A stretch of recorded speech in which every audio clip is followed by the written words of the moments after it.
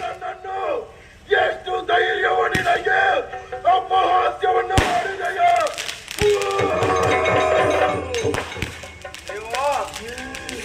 ನಿನ್ನನ್ನು ಅಪಹಾಸ್ಯ ನೀವು ಬೆಳೆದು ನಿಂತ ತಂದೆ ದೋಷವಾಗಿ ಜೀವನ ಸಾರ್ಥಕ ಲಂಘಂ ಲಂಘ ಮಾತು ಸ್ಪಷ್ಟವಾಯಿತು ದೇವ. ನಿಮ್ಮ ನೆಲೆಯಲ್ಲಿ ನಾನು ಅಪಹಾಸ್ಯ ಮಾಡಿದ ಸತ್ಯ, ಮಾಡಿದಂತಹ ಅಪರಾಧಕ್ಕಾಗಿ ಕ್ಷಮೆಯನ್ನು ಯಾಚಿಸ್ತಾ ಇದ್ದೇನೆ. ಇದೋ ನನ್ನ ಶಿರವನ್ನು ಶರಣಕ್ಕೆ ಅರ್ಪಿಸಿದ್ದೇನೆ ದೇವ.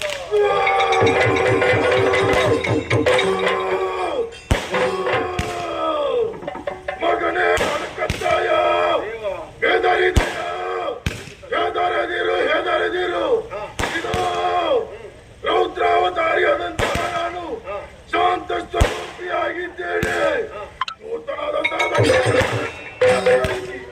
ನೇರವಾಗಿ ಕೈಲಾಸವನ್ನು ಸೇರಿಕೊಂಡೆ ಪ್ರಭು ಪರಮೇಶ್ವರನಲ್ಲಿ ಹೋದ ಕ್ಷಣವೇ ನನ್ನ ತಂದೆ ಆಡಿದಂತಹ ಮಾತು, ಮಗನೇ ವೀರೇಶ, ನೀನು ಇಲ್ಲಿರುವುದು ಸರಿಯಲ್ಲ, ತಲೆಗಿಳಿದು ಹೋಗಬೇಕು.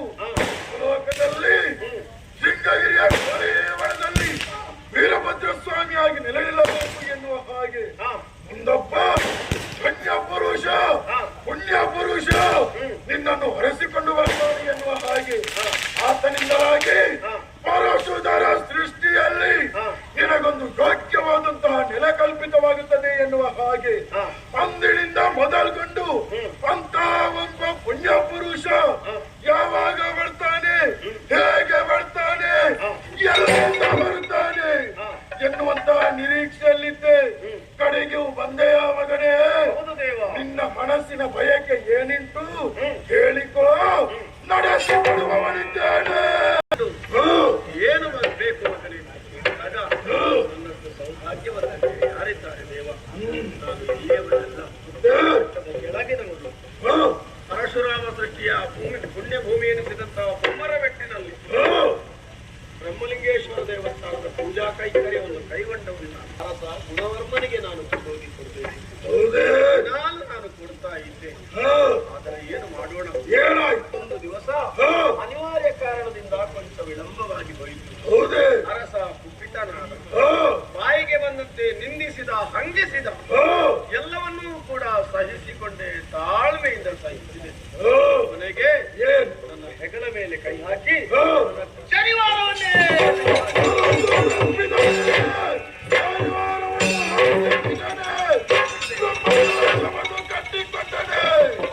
ಕಡೆಗೆ ನಿರ್ಧಾರವನ್ನು ಕೈಗೊಂಡಿರಿ. ಬಿಟ್ಟು ತಡೆಯಲಿಕ್ಕಾಗಲಿಲ್ಲ. ಆ ಕ್ಷಣದಲ್ಲಿ ಒಂದು ಪ್ರತಿಜ್ಞೆ ಮಾಡಿದೆ. ಯಾವ ಸ್ಥಳದಲ್ಲಿ ನನ್ನ ಅದೇ ಸ್ಥಳದಲ್ಲಿ ಭವ್ಯವಾದಂತಹ ಒಂದು ದೇವಸ್ಥಾನವನ್ನು ಕಟ್ಟಿಸುತ್ತೇನೆ ಎಂಬುದಾಗಿ. ದೇವಾ, ಈಗ ನನ್ನರಿಕೆ ಮತ್ತೇನು ಅಲ್ಲ, ನೀನು ಸಕಲ ಗಣಗಳ ಬೊಮ್ಮರ ಬೆಟ್ಟಿನಲ್ಲಿ ನೆಲೆ ನಿಂತು ಅಮ್ಮಯ್ಯ ಭಕ್ತರನ್ನು ಉದ್ಧರಿಸಬೇಕು ತಂದೆ.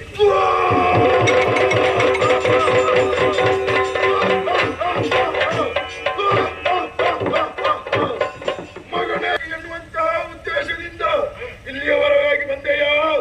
ಸಂತೋಷಗೊಂಡೆ. ನಿನ್ನ ಜೊತೆ ಬರುವುದಕ್ಕೆ ನಾನು ಸಿದ್ಧನಿದ್ದೇನೆ. ಆದರೆ ನನ್ನನ್ನು ಅನುಸರಿಸಿಕೊಂಡು ಸಾವಿರಾರು ಮಂದಿ ಗಣಗಳು ಬರುತ್ತಾರೆ. ಅವರಿಗೆಲ್ಲ ಬೇಕಾದಂತಹ ನೆಲೆಯನ್ನು ಕಲ್ಪಿಸುವುದಕ್ಕೆ ನಿನ್ನಿಂದ ಸಾಧ್ಯ ಉಂಟೇನೋ? ನಿನ್ನ ಅನುಗ್ರಹದಿಂದ ಸಾವಿರ ಸಂಖ್ಯೆಯಲ್ಲಿ ಗಣಗಳು ಬಂದರೂ ಸಹ ಎಲ್ಲ ಗಣಗಳಿಗೂ ವ್ಯವಸ್ಥೆಯನ್ನು ನಾನು ಮಾಡುತ್ತೇನೆ. ಮೆಚ್ಚಿದ ಮಗಳೇ, ಮೆಚ್ಚಿದೆ. ಹಾಗೆಂದು ನಾನು ನೆಲೆ ನಿಂತಹ ಈ ಕ್ಷೇತ್ರವನ್ನು ಯಾವ ಕಾರಣಕ್ಕೂ ಮರೆಯಕೂಡದು ತಾನೇ. ಈ ಊರಿನ ಜನರು ಬಾಳೆಯ ಬೆಲೆಯಲ್ಲಿ ಮಣ್ಣಿನ ಫಲವನ್ನು ಕಾಣುತ್ತಾ ಸಂತೋಷವನ್ನು ಪಡುತ್ತಾ ಇದ್ದವರು.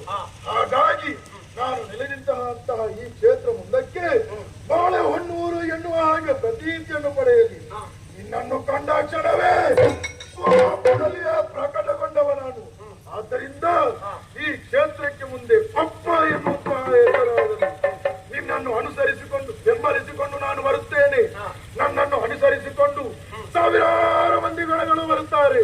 ಬರುವಂತಹ ರಭಸಕ್ಕೆ ಗಂಟೆ ನಾಗಟೆ ಸದ್ದು ಕೇಳುತ್ತದೆ, ಶಂಖ ನಿನಾದ ಕೇಳುತ್ತದೆ. ಇದು ಎಲ್ಲಿಂದ ಬಂತು, ಯಾಕೆ ಬಂತು,